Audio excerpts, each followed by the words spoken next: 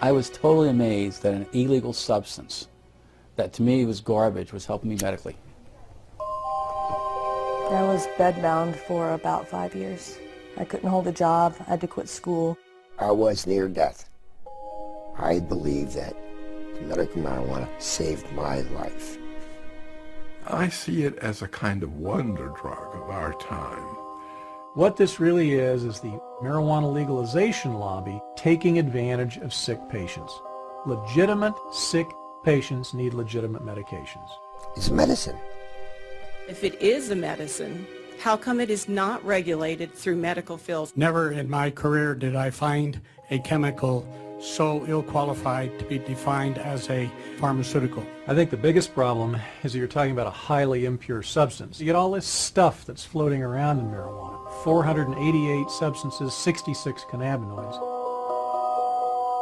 If you find a positive effect, then that justifies drilling down deeper and deeper to see where this positive effect is coming from. There's quite a bit of evidence that suggested that cannabis would be useful for a number of indications.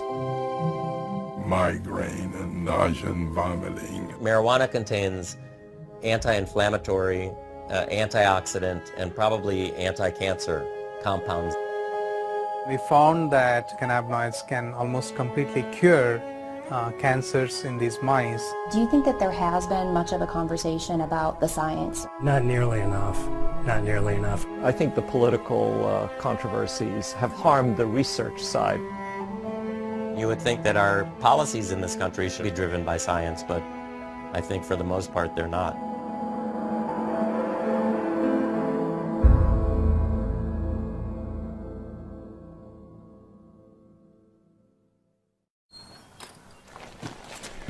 I'm not one for just sitting around. I got to be out, and it's outdoor stuff. I'm not much for going to a gym to work out. My physical exercise, I have to be outdoors doing it. For Point Hatfield, the mountains and rivers of Montana have always been a certain kind of therapy. Running and river guiding in the summer and teaching backcountry skiing in the winter have helped him through life's many difficulties. But the greatest challenge of his life took the outdoors away from him. It was like 2 days after New Year's. It just dumped 2 feet of snow, and a group of us skied from Mammoth down to Gardner after work, and we went out for dinner. And when we were sitting having dinner, I just went like this, and there's a lump there. I had a radical neck disectomy. So they cut out this side of my neck. They took out the cleidosterniomastus muscle and all the lymph nodes. But the cancer came back. 2 more tumors and another surgery later, it was clear Hatfield would have to endure chemotherapy and radiation. Chemo and radiation were horrible, literally horrible, because I was throwing up almost all day long, every day. I zapped every ounce of life I had in me, just about. I was just hanging on by a thread. Just like he used to, Hatfield turned to the outdoors for comfort, trying to ski a small hill in his backyard. So I got 2 runs of 2 turns in, and then that's all I could do, wake me out.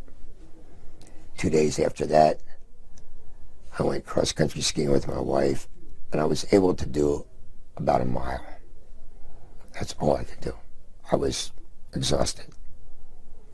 Then after the 3rd round of treatment, I couldn't do anything. Hatfield's athletic frame melted from 160 pounds of muscle to barely 124 pounds. I used to have 15-inch arms, biceps. They went down to 9 inches. I used to have thick legs. I'm skinny now. I'm not used to being skinny. Are there things that you know that kind of trigger your nausea and things like that? No, it just comes. It's just like that, it just comes. And we've used the other anti-nausea medications with you. I was on Ativan. I was on Zoloft. I think Zofran too. And there was a couple of steroids that I or a patch with, I think it was a couple other drugs too that they tried. Dr. Jack Hensold is Hatfield's oncologist. He says these are common anti-nausea medications that work for most patients. We have very good anti-nausea medications now, and you know, I make a little bit of an advertisement for that right now. People don't get sick on chemotherapy as they used to because the standard anti-nausea medications are so good. But Point Hatfield wasn't one of those patients. They just did not work. Not at all? Not at all. Didn't alleviate anything. So what was the next step? Well, then Dr. Hensold asked me if I would be willing to try medical marijuana. I said, I'll try anything. We've had patients who've tolerated very well, and it's done some really good things for them. Even though Hatfield had his doctor's blessing, he still needed the green light from Wendy Gwenner, the hospital's oncology social worker. We had a fair number of patients who came out of the woodwork who probably were users anyway and said, well, gosh, I've got cancer. Can I get a card? And the answer is no, you can't. Gwenner carefully evaluated Hatfield's case, just like she does with every patient, before signing off on the medical marijuana recommendation. We have to be screening you and making sure that we've used appropriate medications as first-line treatment if our antiemetic medicines have not worked well, and we've gone through our cadre of medicines, then we would go to medical marijuana. After I got the medical marijuana, it just alleviated so much of that sick, pukey feeling, and alleviated the throwing up. Immediately? Immediately. Wow. Immediately. It's like it was a godsend. It was a wonderful thing. Because that throwing up all the time is not good. Right, right. I believe that the medical marijuana saved my life. I couldn't eat anything, couldn't swallow, and I just think it saved my life. 5 years after he was first diagnosed, Hatfield is cancer-free and enjoying Montana's beauty again. Nowadays, he says the beauty isn't the only thing he loves about this state. He loves the progressive voters who passed the state's compassionate use medical marijuana law in 2004, allowing patients like him the option of using a drug at the center of a growing controversy. There's a false stigma attached to it, and I'm doing this interview to help other people. Why not? It's our job to help other people. It's our responsibility. If we can do something for people, why not do it? If something can help somebody, why not let those people have that? Impassioned pleas from patients just like Hatfield have been the spark behind a nationwide movement to allow access to marijuana as a medicine. By the fall of 2010, 15 states had passed laws similar to Montana's. This is all in direct conflict with federal law. Since the 1970s, the U.S. government has considered marijuana a dangerous drug, one with a high potential for abuse and no accepted medical use. It's known as a Schedule I drug, the most restricted category. Marijuana shares its Schedule I status with drugs like heroin, ecstasy, and LSD. Drugs that have a high potential for abuse but do have an accepted medical value are placed on Schedule II. Some of the drugs currently on Schedule II are methamphetamine, cocaine, opium, and morphine. Doctors can legally prescribe medications on Schedule II. They cannot prescribe Schedule I drugs. So doctors like Hensold cannot legally prescribe marijuana to patients like Hatfield. Instead, state marijuana initiatives carve out a gray area, allowing doctors to make a recommendation for medical use. But they do so at their own peril, since the federal government still views any marijuana use, even medical, as illegal. The government publicly says, well, marijuana's not a medicine because we don't have enough studies to show it, or we don't have this, or we don't have that. And you go, well, here I am. You've been sending me this for 28 years. Every month, Florida stockbroker Irvin Rosenfeld receives a tin of 300 federally grown and rolled marijuana cigarettes, complete with a legal marijuana prescription glued to the side. Does it seem hypocritical to you? Of course it's hypocritical. Of course it is.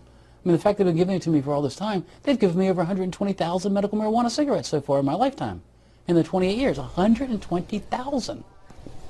Rosenfeld is one of 4 surviving public patients in a little-known federal program. I show them my tin can, I show them my marijuana, they go, what? What do you mean the federal government grows this? What do you mean the federal government supplies this? They have no idea.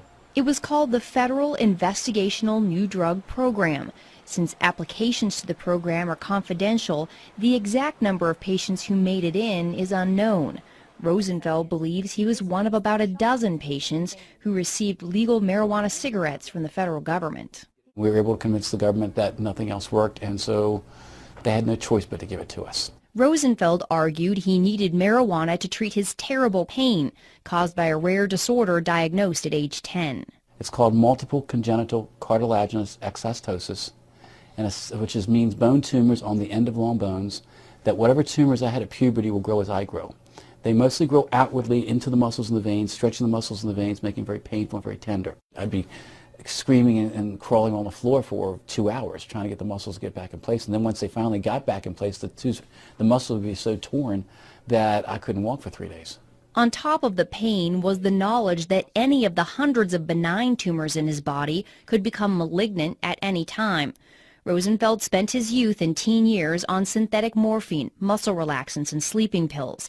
By age 20, he was taking more than 200 pills a month, and he was a vocal critic of illegal drugs. I hear kids talk about drugs and things like that, and I go, why are you doing drugs? I mean, look at all I have to do. You'd be thankful you're healthy.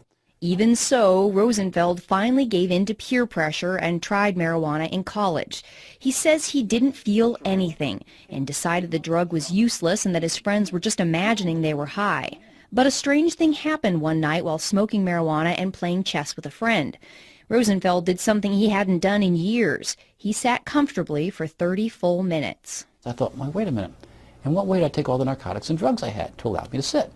And I thought, gee, I haven't taken a pill in 6 hours. Well, then how can I sit? And just then, it was my turn with the joint. They handed me the joint. I looked at this piece of garbage, because to me it's all it was.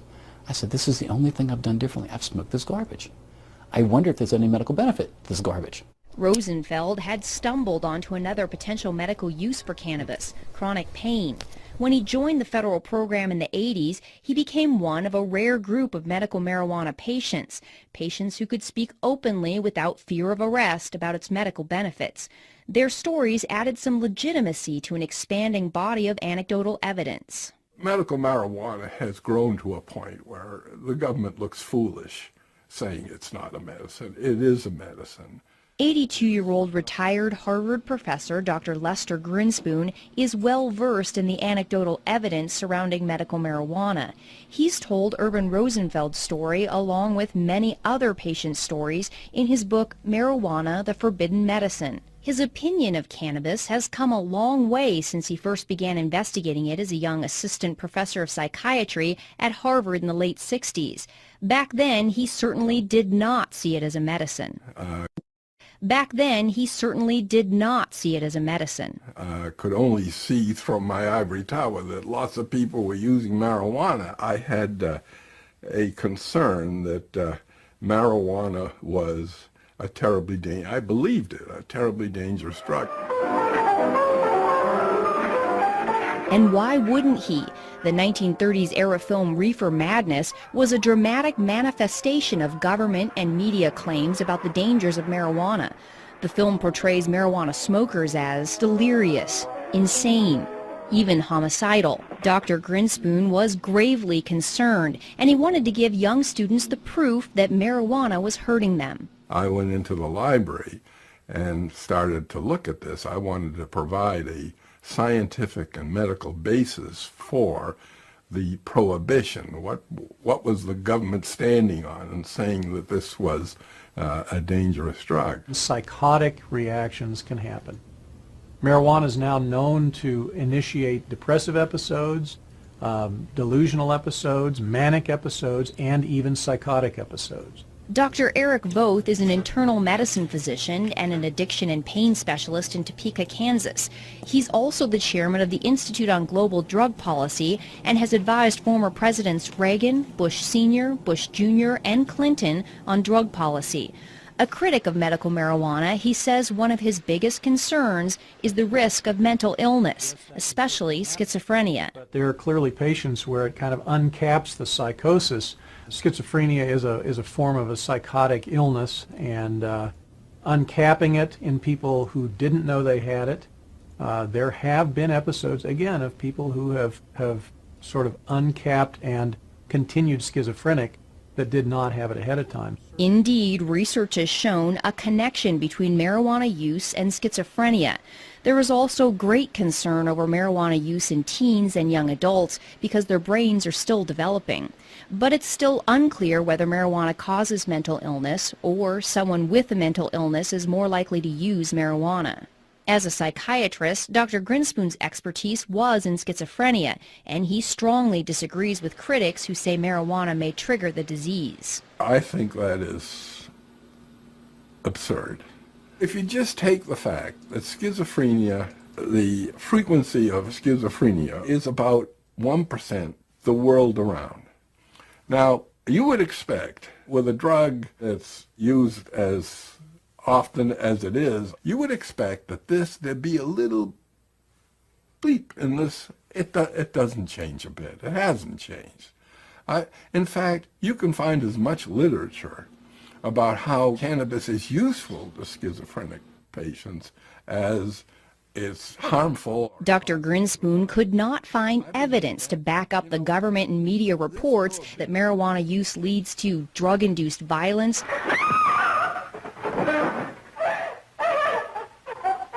and incurable insanity. He is hopelessly and incurably insane, a condition caused by the drug marijuana to which he was addicted. This substance, the most harmful thing about it was not any inherent psychopharmacological property of the drug, but rather the way we as a society were treating the people who use this drug. It's been a medicine for about 3,000 years now.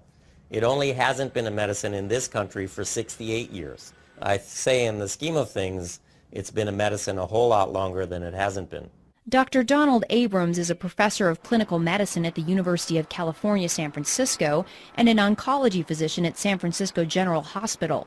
He says doctors were able to freely prescribe cannabis for various ailments up until 1937. Harry Anslinger, who was a prohibitionist and the first head of the Federal Narcotics Bureau, decided to introduce the so-called Marijuana Tax Act. Physicians in the United States knew the medicine as cannabis, and by using marijuana, he sort of did an end run around the medical community. The act imposed a high tax on medical marijuana and such onerous registration and reporting requirements that it effectively banned its use as a medicine altogether. The American Medical Association came out in opposition to the act, with Dr. William C. Woodward testifying there was no evidence the medical use of cannabis was causing addiction, and that there are evident potentialities in the drug that should not be shut off by adverse legislation. He opined that it's impossible to foresee how much the new regulations will deprive the public of the benefits of a drug that, on further research, may prove to be of substantial value. The Marijuana Tax Act delivered the final blow to a medicine that was already being replaced by the opiates and aspirin. Cannabis was removed from the U.S. Pharmacopoeia in 1942. The fact that cannabis was an accepted, valuable medicine in the United States for nearly a century might be surprising to the teens who grew up watching the dramatizations of reefer madness. It certainly came as a surprise to Dr. Grinspoon. I discovered when I got into the library that I, despite my training in science and medicine, had been brainwashed. He put his findings into an 80-page paper, aptly titled Marijuana Reconsidered. It was later published in Scientific American. Then his professional investigation of cannabis took an unexpected, personal turn. His son Danny, suffering from childhood leukemia, had begun chemotherapy. The chemotherapeutics that he had to receive were just devastating to him in terms of the nausea and vomiting. It's a nausea that goes right down to your toenails. I mean, it's really beyond description. Even with all his prior research, Dr. Grinspoon still had no idea that marijuana might be able to stop Danny's chemotherapy-induced nausea. One night at a dinner party, an oncology doctor who had read his paper on marijuana related the story of a 17-year-old with leukemia who used marijuana to treat his terrible nausea. On the way home from there in the car, my wife, Betsy, asked me, don't you think we ought to get a little bit of marijuana for Danny the next time he gets... And I said, I'm almost ashamed to say this. I said, no, that would be breaking the law, and I don't want to offend the physicians, you know, who are taking care of him. So I was against it. She's a rather plucky woman, and next time he came in for his chemotherapy, she went up to the Wellesley High School parking lot, and they found his friend Mark, and asked him if Mrs. Grinspoon, wanted a little bit of marijuana. When Dr. Grinspoon showed up for Danny's chemo treatment, he was surprised to find his wife and Danny so relaxed. They were joking, and he was smiling, and no problem. He got on the gurney, had the injection, and whereas before, with this particular chemo, he became nauseous, felt awful right away, and the race to get home before he started to vomit, and then in a bed with a bucket at his side there until it was just dry heaves. That day, he got off the gurney, he said, "Hey, Mom, there's a sub sandwich on Brookline Avenue, I noticed. Could we get a sub on the way home?" When he discovered Danny had smoked marijuana, Dr. Grinspoon was not angry. He was relieved. And I called the doctor, the attending who was taking care of him, and I said, you know, I'm not going to stand in his way doing this again. He said, don't. And don't have him do it in the parking lot. I want to see this myself. And so it went. He never had any difficulty with nausea and vomiting. With the further treatments for as long as he lived, he was free of that anxiety. And I can tell you, it was not only a relief for him, it was a relief for his parents and his siblings. It was a godsend. Not surprisingly, Dr. Grinspoon has become an ardent supporter of legalizing marijuana for medical use. People who suffer from these symptoms and syndromes, depending on just how serious they are, that's always accompanied by anxiety. And to take and artificially impose another level of anxiety, the anxiety involved in doing something which is illegal, for which you can be punished, is cruel. By the 1980s, scientific interest in cannabis had begun to catch up with the personal experiences. According to a 1982 United States Institute of Medicine report, Marijuana and Health, the preliminary research coupled with anecdotal evidence warranted a closer look at medicinal cannabis. The report also found that marijuana attacks diseases and symptoms differently than other drugs. This offered the tantalizing possibility for drug companies to develop new, novel drugs out of the chemicals in the marijuana plant. The Institute of Medicine called for more research on these chemicals, known as cannabinoids. Even with this encouragement, research on cannabis failed to flower. There aren't many scientists or clinical investigators who are particularly interested in doing research in medical marijuana because it's such a hassle. Marijuana's Schedule I status means Dr. Abrams has to get approval from more than a half-dozen regulatory bodies before he can start a cannabis medical trial. There are so many roadblocks that you have to go through. Marijuana is an illegal substance that I think a lot of investigators and even organizations just don't want to get involved in something that is so controversial. Dr. Igor Grant is a professor of psychiatry and the director of the California-based Center for Medicinal Cannabis Research. He says not only is the research bureaucratically difficult, it's expensive, and financial backers are hard to find. You know, an ordinary investigator just does not have the time or resources to do this kind of work. I mean, you really need, you know, either federal or state funding or pharma funding, something to navigate this whole system. The center's research was funded by a $9 million grant from California taxpayers. The money allowed for a few legitimate small marijuana trials, including several done by Dr. Abrams, that confirmed what Rosenfeld was saying all along, that cannabis works on pain, especially pain that does not respond to opiates. All of them, to some extent or another, demonstrated that smoked marijuana is effective in this situation for which we really don't have very good treatments. I can say that the cannabinoids are almost certain to be useful in neuropathic pain based on the research that we've done. But even when researchers get significant results like this, Dr. Abrams says cannabis research can still be an academic dead end. When I submit it for publication, I have found what I perceive to be a publication bias, that people are not particularly interested in publishing data suggesting that marijuana might have some benefits. All of those things, I think, sort of dampen anybody's enthusiasm to take on medical marijuana research. And scientists are not getting much help from pharmaceutical companies either. No pharmaceutical company is interested in supporting, marijuana research. Because it's a naturally occurring substance out in the world, so you can't patent it per se. So the research on it is quite dicey. It really is. Nobody can make any money on that research or on that development. Even if drug companies created a novel marijuana plant drug that they could patent, doctors could not prescribe it. It's going to be a class 1 type of drug.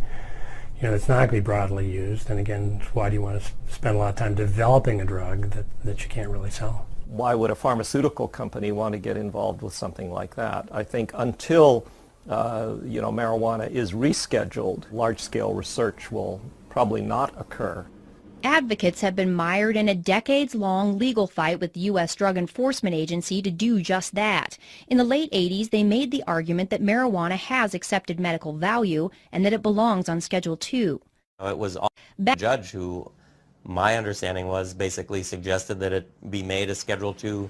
According to government documents, the DEA's administrative law judge, Francis Young, found there was incontrovertible evidence that cannabis was an effective medical treatment for nausea and appetite loss, multiple sclerosis, and spinal cord injury spasms. Judge Young ruled marijuana should be moved to Schedule II, writing, "The evidence in this record clearly shows that marijuana has been accepted as capable of relieving the distress of great numbers of very ill people.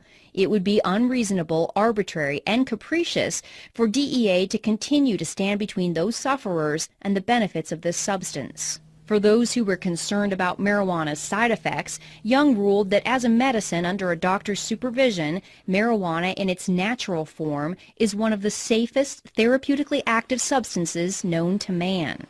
The DEA and other federal agencies disagreed. They overruled Judge Young's decision and kept marijuana on Schedule I. But the ruling did add to growing pressure on the U.S. government to go beyond its own compassionate use program and make marijuana legally available as a medicine. The answer? Provide a pill that can do what the plant does. For years, the government had been sponsoring and funding research to put the active ingredient in marijuana, THC, into a capsule form. Known as dronabinol or Marinol, the drug is a synthetic version of THC created in the laboratory. Since it did not come directly from the plant, the DEA placed it on Schedule II. They wanted to have an answer to people like me. There is a medicine out there that people can buy. They don't have to use herbal marijuana. Dr. Grinspoon says the problem is Marinol does not work as well as marijuana. You take people who have used both herbal marijuana, smoked it or ingested it, and Marinol or dronabinol. Every time, never an exception. Oh, I much prefer herbal marijuana. It was my experience when AIDS patients first started taking dronabinol back in 1992 that they didn't like it. The absorption when taken orally of THC is very variable and low. The gut only absorbs 12%, plus or minus a few percent depending on the individual. The problem with taking it through the gut, you have to wait for an hour and a half to 2 hours to know whether you're getting relief from the pain or the nausea or whatever it is you're trying to relieve. How does Marinol compare in all this? I was talking earlier. I mean, do you feel like it's as effective as the plant or no? No. I do not believe Marinol is as effective as marijuana or THC. And why do you say that? I've never really seen it work. We've added on, it's expensive, and I've never had a patient who seemed to get much benefit from it. We really haven't had very much success with patients with Marinol for any side effect management. So there's something that is lost in with the THC in that processing. Dr. Abrams says what's lost in the processing are all the other cannabinoids in the plant, some of which are known to mitigate the high associated with THC, making the patient feel more relaxed instead of anxious. There are 400 other compounds in the plant, including 70 other sort of lookalikes to delta-9 THC, and those are all there for a reason. They provide balance, if you will, the yin and the yang, and my opinion that you lose that balance when you remove the single most psychoactive component from the plant and use that as a pharmaceutical. I've used Marinol on some patients selectively. I've not had any problem with Marinol. Dr. Voth says while he's not overly impressed with Marinol, he would rather have patients take a pill. He says telling a patient to smoke an illegal plant is substandard medicine. I treat a lot of sick patients with all sorts of different pain and neuropathic disorders and cancer, etc. And I cannot think of one circumstance in 27 years of active practice that I've had to say, well, it's time for you to smoke dope. I just haven't. And that includes terminal patients and hospice patients. Anyone who says that, we have adequate treatments for all of the conditions for which marijuana is purported to have some effect, I don't think that is a correct statement. I think the fact is that we have a lot of difficult to treat conditions, and there may be a niche or a place for the cannabinoids with some of those conditions. Oncology social worker Wendy Gwenner agrees. She's personally seen patients who don't get adequate relief from the anti-nausea drugs. And when it comes to getting patients to eat, it is far and away the best medication that we have for chronic wasting and for increasing appetite in cancer patients. There's probably nothing that works as well for appetite stimulation that we have as marijuana. But Dr. Hensoldt says cannabis does have one side effect that certain patients don't like, namely the high. Most of the side effects I worry about with patients are really the euphoria and the altered sense of consciousness that people get, and whether they'll tolerate that or not. Generally, you'd consider a high as an adverse effect. So that adverse side effect for people who don't want to be high is really a problem. For other patients, though, the high could be part of the therapeutic effect. A 1999 U.S. Institute of Medicine report on marijuana found the drug's anti-anxiety and sedative effects could be a benefit. I can't convince myself that the psychoactive part doesn't play a part. If they feel good, that's terrific. But does feeling good lead to addiction? Absolutely. Marijuana is habituating, addictive, whatever you want to call it. Dr. Voth says marijuana has about the same addictive potential as alcohol. The 1999 government report found marijuana was slightly less addictive than alcohol, with 9% of all users experiencing addiction. And marijuana does not have the extreme physical withdrawal symptoms that alcohol and other drugs do. Potential for withdrawal is really minimal because the cannabinoids are stored in fat, so that if you stop using marijuana abruptly, it still leaches out from fat over a number of days, so you don't get a precipitous withdrawal. Regardless of the mild withdrawal symptoms, Dr. Voth believes marijuana's side effects and its addictive potential are just a few of the factors that make it unattractive for drug companies to research. I think it's very unlikely that marijuana will ever make it through the FDA. It's the fact that you're smoking dope, that you're smoking a plant. You're smoking something with 488 substances in it. So there's the rub. Schedule I is a side issue. It may chill things a little, but it's really that you're looking at smoking dope as a medication. Dr. Voth is not the only one concerned about smoking. The 1999 Institute of Medicine report says smoked marijuana is a crude THC delivery system that also delivers harmful substances. There's a lot of things that have hit the literature that have talked about head and neck tumors, for instance, oral tumors, lung cancers even. The Institute of Medicine found that marijuana smoke can deposit up to 4 times the amount of tar in the lungs of a cannabis smoker as a tobacco smoker. Studies have also shown that marijuana smoke contains higher concentrations of the same carcinogens found in cigarette smoke. While scientists are concerned these factors may lead to lung cancer, they still have not found definitive proof, and patient Point Hatfield says smoking is worth the risk. The thing about smoking the marijuana is it's immediate. You don't wait 20 minutes or half an hour or whatever. It's immediate. And for me, immediate relief was a blessing. When you smoke cannabis, by the way, the peak concentration in the bloodstream occurs in 2.5 minutes. When it goes through your lungs, it goes into the right side of the heart, into the left side of the heart, and then right up to the brain. Most people prefer the inhalation method because they can better titrate when the effect comes on, how long it lasts.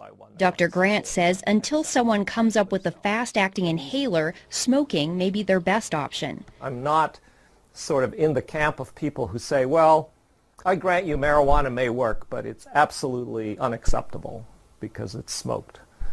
I don't think that's right. Do you worry about patients smoking? I don't. I look at the cost benefit. The cost of having untreated cancer would be far outweigh whatever carcinogens might be introduced to the lungs. Even Irvin Rosenfeld, a patient who smokes 10 to 20 marijuana cigarettes a day, doesn't waste any time worrying about the smoke. No. Why not? First of all, I have over 200 tumors in my body that could go malignant. I should live so long as to die of lung cancer. Okay. A 2006 lung cancer study funded by the National Institute on Drug Abuse gives Rosenfeld even more to smile about. Researchers unexpectedly found that chronic, heavy marijuana smokers not only had no increased risk of developing lung cancer, but they actually had a decreased risk. Marijuana contains anti-inflammatory, antioxidant, and probably anti-cancer compounds in it. This is where the complexity of the plant is both a blessing and a curse. With dozens of cannabinoids and hundreds of other compounds, it's difficult to pinpoint the source of the beneficial effects found in the smoking study. There are challenges in doing research on something that has, 150 different chemicals in it. Critic Dr. Eric Voth believes the true medical potential of cannabis lies in targeting some of those chemicals, not smoking the entire plant. There are elements in the cannabinoids and various cannabinoids that have a lot of positive effect and very little addictive or high causing effects. Scientists have managed to isolate and focus attention on one of those. It's called cannabidiol, and next to THC, it's one of the most abundant cannabinoids in the plant. CBD is cannabidiol, which is another cannabinoid like the main psychoactive ingredient, but instead of getting people high, CBD seems to be a very potent anti-inflammatory and analgesic. So it relieves pain and decreases inflammation. But what I'll do... Judge anti-inflammatory and analgesic. So it relieves pain and decreases inflammation. But what I'll do is I'll just kind of put the stove on low.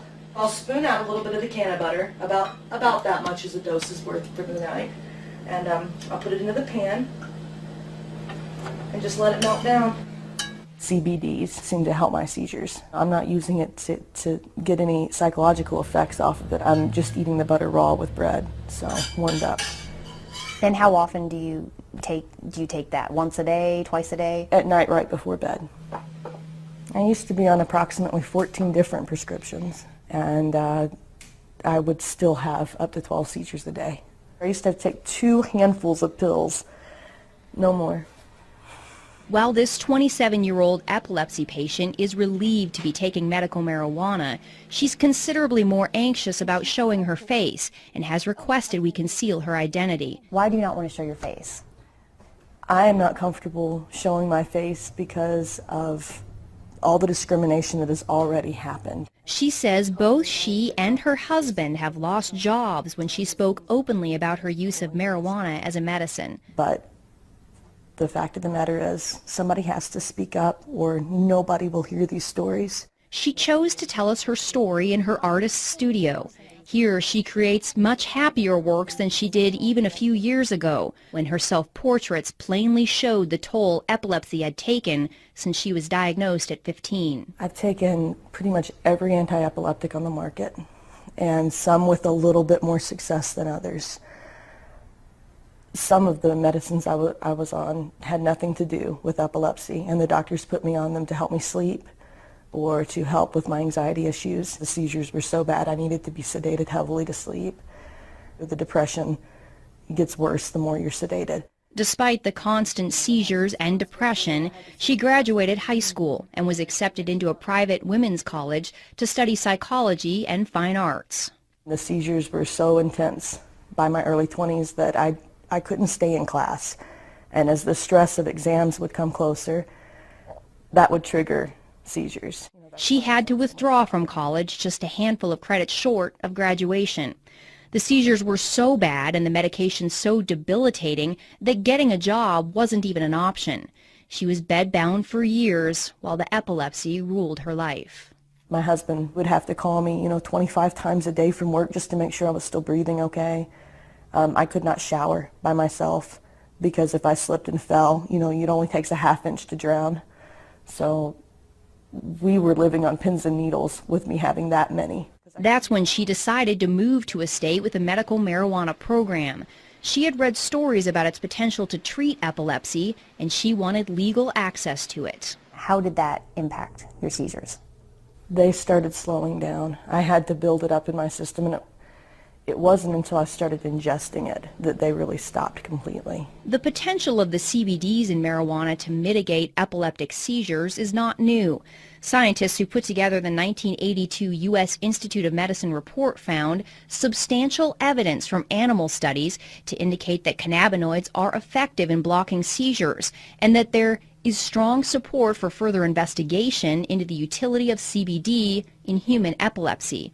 The subsequent 1999 Institute of Medicine report was less enthusiastic, saying the solid scientific evidence still isn't there yet, and it was unlikely to be a fruitful area for drug research. I'm not waiting for the FDA approval to come through. I know how it affects my body, and that's one thing that I've learned through taking prescription drugs all these years. I have to know how this stuff is going to affect me, not what somebody else says it does for them. Not only has it completely stopped her seizures, but she says something in the plant works for her anxiety, depression, and insomnia too. So she sees the scientifically undesirable cornucopia of substances in the plant as a benefit, not a detriment. The fact is it works. It works better than anything I've ever tried, any pill I've ever taken. The cannabinoids have multiple actions. It's not just on pain, or in her case maybe anti-epileptic action, but for many people, they have a sedative and anti-anxiety effect and so forth. I'm a cancer doctor, and I often suggest to my patients that they consider marijuana for their loss of appetite, nausea, pain, depression, and insomnia. It's one medicine they could use instead of 5. Critics of medical marijuana are highly skeptical of claims it can treat just about everything. How is it possible that one plant has the potential to treat so many different ailments? Intriguing answers started appearing in the early 90s when researchers pinpointed receptors in the brain and the body that bind with the cannabinoids. Receptors can be described as locks on the surface of a cell, and when the correct key binds with the correct lock or receptor, it opens the door and delivers messages. Sometimes the message is that the body is feeling pain.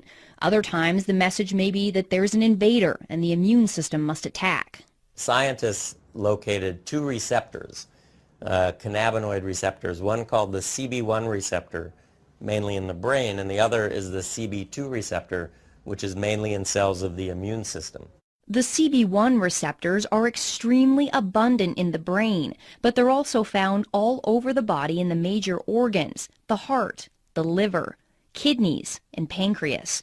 After finding all these locks that accepted the cannabis key, researchers made the next big discovery. The human body makes its own cannabinoids, called endocannabinoids. We have this whole elaborate system where we have these receptors in our brain and in our immune system, and these circulating chemicals that we produce ourselves that really are very, very similar to the chemicals in the marijuana plant. The only difference is that the endocannabinoids that we produce are in such small quantities, and they're also rapidly degraded, so that Therefore, we are not high all the time, or we don't have that feeling of euphoria all the time. Dr. Prakash Nayagarkatti is a professor of pathology and microbiology at the University of South Carolina.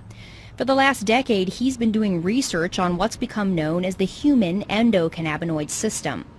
The precise functions of the endocannabinoid system is still being understood, actually. The discovery of the system, however, is already revealing clues that have bolstered the personal stories of relief.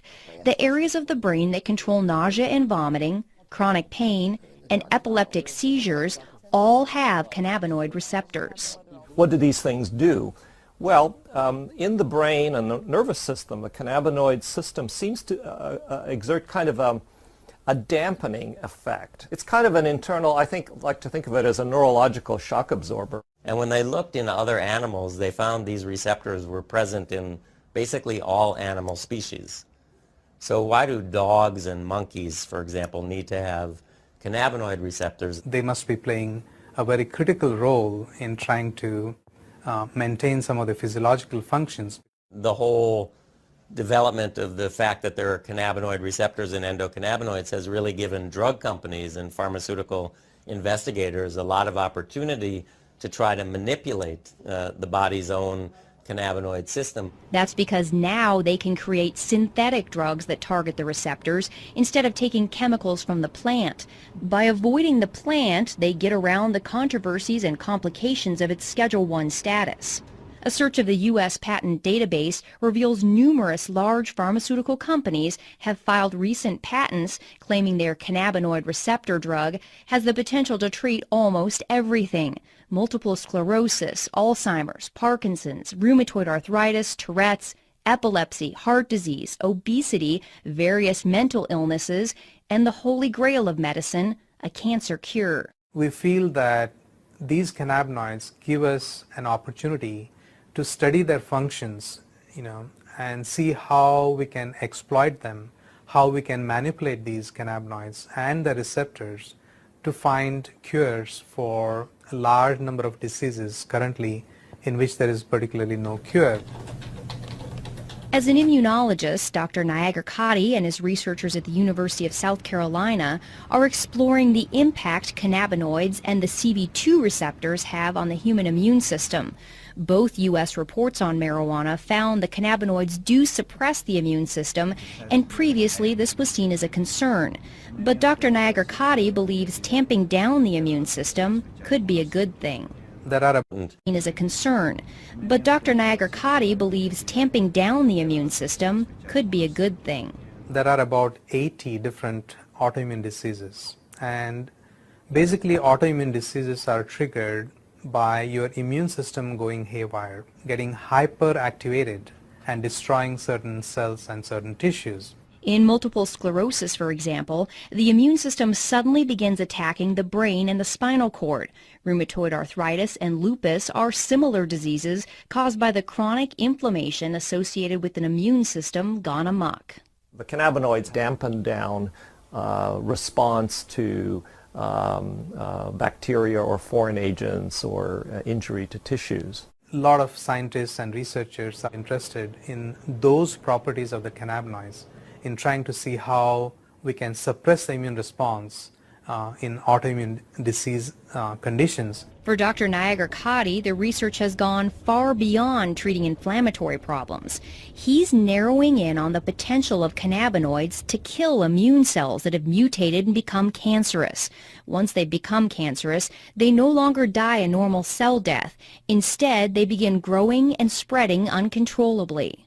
We were one of the first labs to demonstrate basically that not only the immune cells, the normal immune cells express these cannabinoid receptors called the CB2 receptors, but also that when these immune cells get transformed and they become cancer, to our surprise we found that these cancer cells continue to express these CB2 receptors.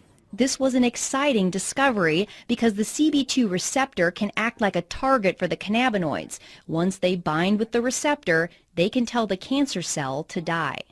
So basically telling the cells basically to commit suicide, and that's what they do. And we demonstrated that that would be the mechanism by which the cannabinoids can kill the cancer, and therefore it can be used effectively as an anti-cancer agent. Dr. Nagar-Katti and his researchers were able to eradicate almost 100% of the cancer in test tubes. But they were skeptical they would see similar results when they moved on to tumors in mice. To our surprise, we found that almost 25 to 30% of the mice completely rejected the tumor. They were completely cured. And in addition, we found that the remaining mice also, there was a significant reduction in the volume or the size of the tumors as well. The lab results have been so promising that Dr. Nagar-Katti is beginning clinical trials with leukemia patients. There's no doubt in his mind that the cannabinoids, either from the plant or lab created, will play a major role in medicine in the future. I feel that in the next 5 or 10 years, there is going to be exponential growth in cannabinoid research. It's an area where both the critics and the advocates agree. Scientists are now well on their way to developing medicines based on the cannabinoids. It begs the question, however, will modern medicine eventually make the marijuana plant obsolete? No, it will not. In fact, it will only enhance it. Okay, because now it's more proof that the plant really does work. Okay, and instead of spending $600 a month on buying the pharmaceutical drug, I can grow my own plants. I don't want them to ever take the choice away, because I don't know how long it's going to be before they really find out exactly what is working for me or for others. And right now, having the raw plant available is the best solution, because you have all of it there. You don't have just what they've isolated, just what they've decided is important now. Let's keep it in the corridors of science. Let's keep it in the FDA.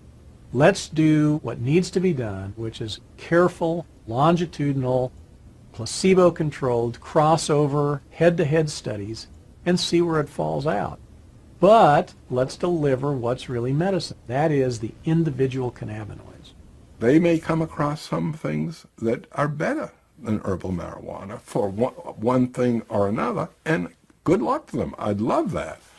But I never want to see compromised the capacity of people to use herbal marijuana, whether it's because the drug that they've come up with is much more expensive, or it doesn't do as well, or whatever the reason. That people should always have herbal marijuana available to them without any constraints from the law. Patients say for now the question is irrelevant. Science has not yet given them the opportunity to choose between an effective pill or the plant. This is something where I have no other medical alternative to treat this condition. I have exhausted all of modern medicine's alternatives, and they have really screwed my body up. She says cannabis has allowed her to hold down 2 jobs and make plans to go back to school and finish those last credits. There is so much promise now where there was none before. Without the 10 to 12 cannabis cigarettes a day, I would not be working. I most likely would be on disability. I'd be homebound, and I'd be a drain on society versus a productive member of society. The federal program that allows Irvin Rosenfeld to legally use marijuana for chronic pain was shut down in 1992. Today, he's one of a few living patients who were grandfathered in and still receive marijuana every month, courtesy of the U.S. taxpayer. Point Hatfield believes he will never gain back the muscle he lost during his cancer fight, but he got his life back. And he thinks people should not underestimate this plant just because it doesn't come with a prescription. It's medicine. It's medicine just like aspirin is, or Zoloft, Ativan. It's a medicine. Marijuana is here to stay.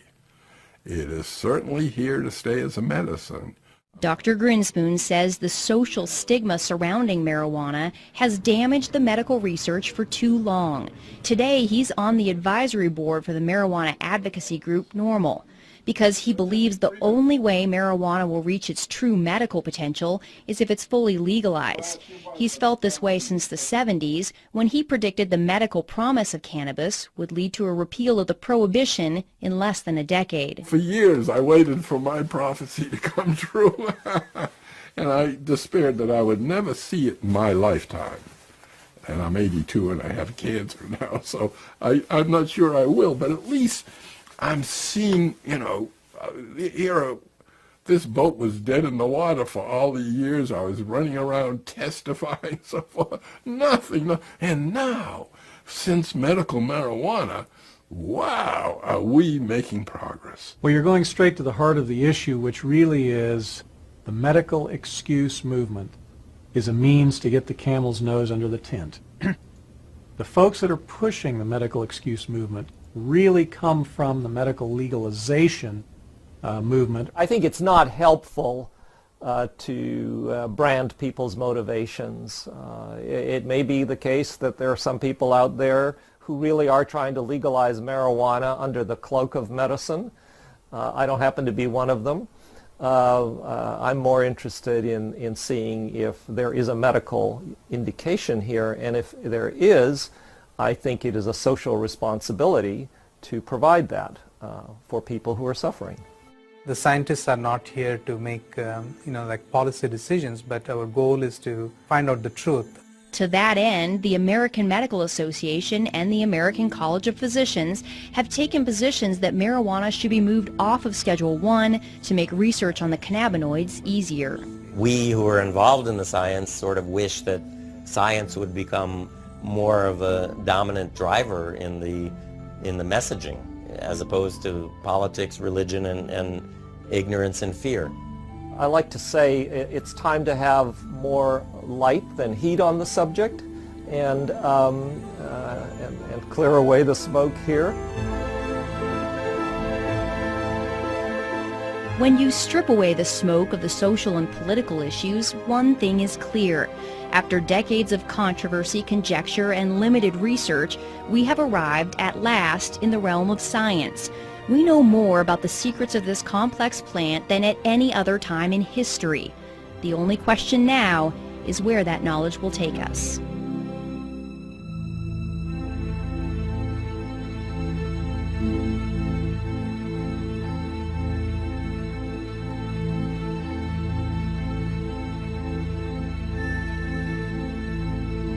Support for this program was made possible by the Friends of Montana PBS and the University